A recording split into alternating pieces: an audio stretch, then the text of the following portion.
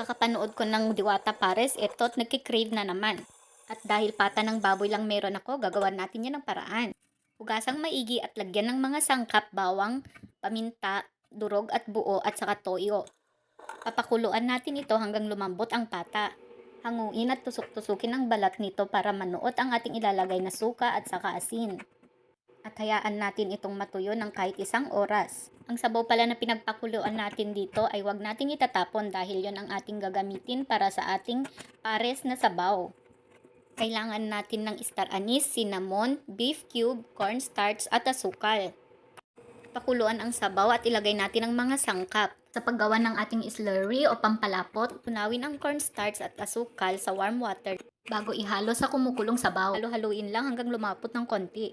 Ngayon naman magpakulo tayo ng mantika. Dapat yung mainit na mainit bago natin ilagay ang ating pata. Isang teknik para maging crispy, kailangan nating i-rest ang karne bago natin ibalik ulit sa kumukulong mantika. Mas maigi kung mapalamig natin konti ang karne bago natin ibalik ito sa mantika. O diba, napakalutong, kailangan lang ng tiyaga at konting ingat dahil ang mantika nito ay tumatalamsik. Ready na ang sabaw nating pares at ang ating crispy pata. With unlimited rice yan. Pwede kayong magdagdag ng tamis o alat sa inyong sabaw na pares. Tulad nga ng sinabi ni Diwata, may kanya-kanyang panlasa at gusto ang mga tao. Tara, kain na guys. Ang sarap din ng amoy. Mapaparami na naman ako dito ng kanin.